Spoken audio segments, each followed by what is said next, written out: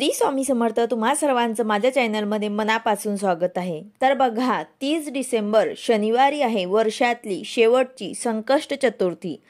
चंद्रोदय आहे रात्री 9:03 तर या दिवशी आपल्याला काही उपाय करायचे आहे। वर्षातील शेवटची चतुर्थी आहे, त्यामुळे नक्कीच तुम्ही हा उपाय करा, जेणेकरून पुढचं वर्ष तुमचं अतिशय सुख समृद्धीचं आणि समाधानाचं जाईल। तर बघा 30 तारखेला शनिवारी आपल्याला काय उपाय करायचे आहे, हे उपाय कशासाठी करायचे आहे त्याबद्दल संपूर्ण माहिती मी तुम्हाला आजच्या व्हिडिओमध्ये सांगणार आहे। व्हिडिओ पूर्ण बघा, जेणेकरून तुम्हाला संपूर्ण माहिती मिळेल। जर तुम्ही चॅनलवर नवीन असाल तर चॅनलला सबस्क्राइब करायला मात्र विसरू नका आणि व्हिडिओला लाईक करायला मात्र विसरू नका।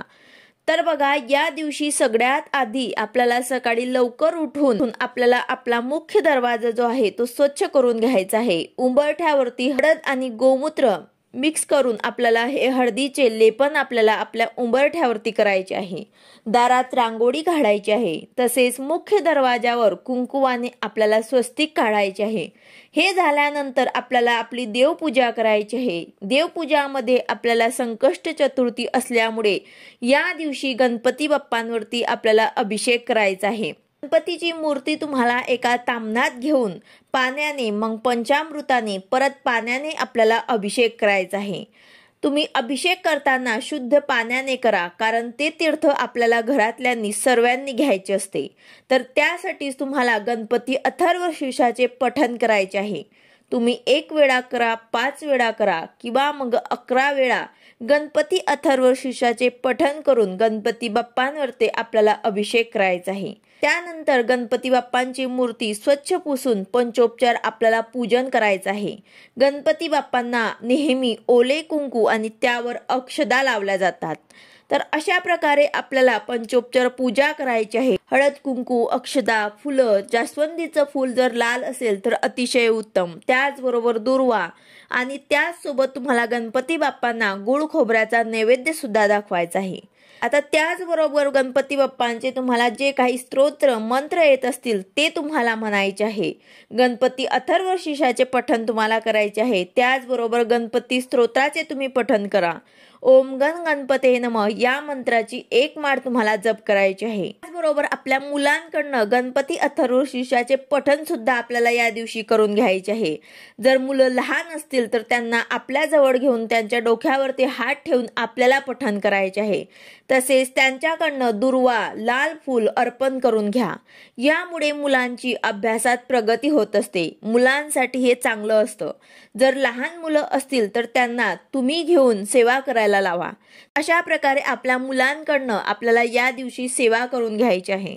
तसेच मुलांना घेऊन तुमच्या जवळपास जर गणपती बाप्पांचे मंदिर असेल तर तिथे तुम्हाला जायचं आहे आणि मुलांकडनंच गणपती बाप्पांना 21 मोदक किंवा 21 गुळाच्या खडांचा नैवेद्य आपल्याला अर्पण करायचा आहे। यानंतर या दिवशी आपल्याला काही उपाय सुद्धा करायचे आहे। तर त्यातला पहिला उपाय जो आहे त्यासाठी तुम्हाला दुर्वा लागणार आहे। या दिवशी तुम्हाला 5 दुर्वा हातात घ्यायचे आहे। आता हा उपाय करताना तुम्ही हा उपाय संकष्ट चतुर्थीला करा किंवा कुठल्याही दिवशी सुद्धा तुम्ही करू शकतात। ज्या दिवशी तुम्हाला कुठल्या महत्त्वाच्या कामाला जायचं असेल किंवा मग जेव्हा तुम्ही महत्त्वाच्या कामाला जाणार आहे, तुम्हाला ते काम झालंच पाहिजे असं वाटत आहे, जसं की इंटरव्ह्यू आहे, परीक्षा पास होण्यासाठी काही असू द्या, तुमचं कितीही मोठं काम असू द्या, त्या दिवशी तुम्हाला हा उपाय केला तरी सुद्धा चालेल। तर या गोष्टींसाठी तुम्हाला हा उपाय करायचा आहे। तर या उपायासाठी तुम्हाला 2 किंवा 5 दुर्वा हातात घेऊन एक मंत्र म्हणायचा आहे। तो मंत्र असा आहे की ओम भूर्भुवः स्वहा वक्रतुंडाय एकदंताय तन्नो प्रचोदयात ओम सिद्धे सिद्धे महेश्वराय। हा मंत्राचा तुम्हाला 3 वेळा जप करायचा आहे। ओम भूर्भुवः स्वहा वक्रतुंडाय एकदंताय तन्नो प्रचोदयात ओम सिद्धे सिद्धे महेश्वराय। हा मंत्र तुम्हाला 3 वेळा पठण करायचा आहे।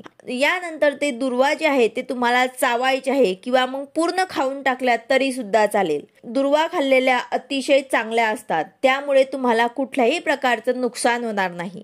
त्यानंतर महत्त्वाच्या कामाला तुम्हाला निघायचे आहे। केव्हाही आपण हा उपाय करू शकतो। तुमच्या मुलांची परीक्षा असो, इंटरव्ह्यू असो, प्रमोशनसाठी, कर्जसाठी, घर घेण्यासाठी, कुठल्याही कामासाठी तुम्ही निघाला आहात तर हा उपाय करून तुम्हाला घराच्या बाहेर पडायचे आहे। आता दुसरा उपाय तो फक्त तुम्हाला चतुर्थीलाच करता येईल किंवा मग काही अडचण असेल तर तुम्ही मंगळवार किंवा मग बुधवारी सुद्धा हा उपाय करू शकतात। तर हा उपाय जो आहे तो आपल्याला कंटिन्यू 16 दिवसांपर्यंत करायचा आहे। तर त्यासाठीच या उपायाची सुरुवात जी आहे ते आपल्याला संकष्ट चतुर्थीपासून करायची असते किंवा मग मंगळवार किंवा मग बुधवारपासून करायची असते। त्यासाठीच वर्षातली शेवटची संकष्ट चतुर्थी आहे तर तुम्ही हा उपाय नक्कीच करा।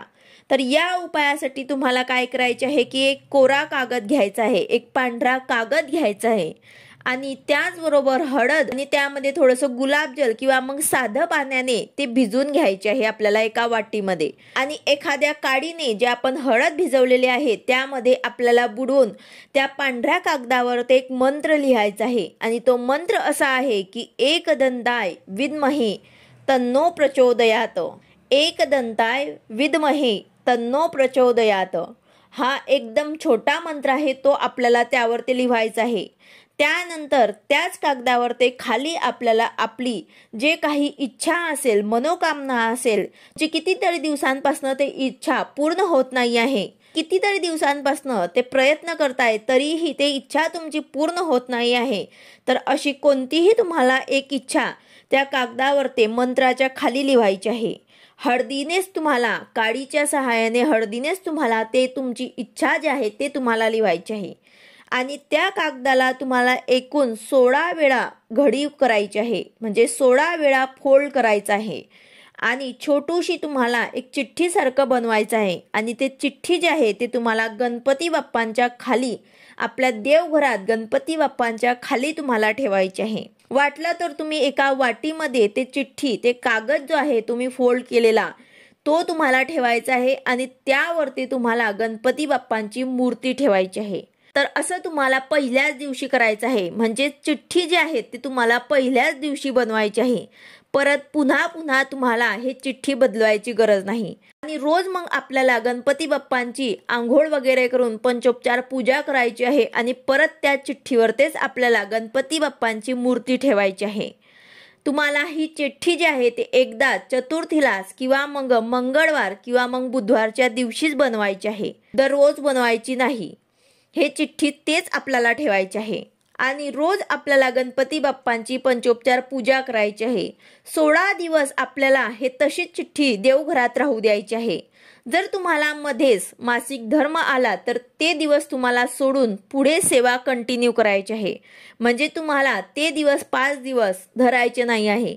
एकूण तुम्हाला 16 दिवस हा उपाय करायचा आहे। तुम्ही संकष्ट चतुर्थीपासून 16 दिवस करा किंवा मग मंगळवारपासून करा किंवा मग बुधवारपासून करा। 16 दिवस तुम्हाला हा उपाय करायचा आहे। बघा, तुमची 16 दिवसांमध्ये जे कुठली तुम्ही इच्छा लिहिलेली असेल ते नक्कीच पूर्ण होईल। खूप सोपे उपाय आहे। पहिला जो उपाय आहे तो मुलांसाठी आईने नक्कीच करायचा आहे आणि हा जो उपाय आहे तो तुमच्या मनातली, घर घ्यायचं आहे, गाडी घ्यायची आहे, मुलांसाठी चांगली नोकरी हवी, मुलगा एखाद्या मोठ्या परीक्षेत पास व्हावा, पगार वाढावं असं जर वाटत असेल किंवा मग व्यवसाय वाढावं असं वाटत असेल तर अशी कोणतीही इच्छा तुम्ही या चिठ्ठीवर लिहू शकतात आणि ते नक्कीच 16 दिवसांमध्ये पूर्ण होईलच। तर आवर्जून तुम्हाला 30 तारखेला वर्षातली शेवटची संकष्ट चतुर्थी आहे, तुम्ही हा उपाय नक्कीच करून बघा, तुम्हाला अनुभव आल्याशिवाय राहणार नाही। व्हिडिओ आवडला असेल तर लाईक करा, शेअर करा, सबस्क्राईब करा। भेटूया अशाच नवीन व्हिडिओ सोबत। श्री स्वामी समर्थ।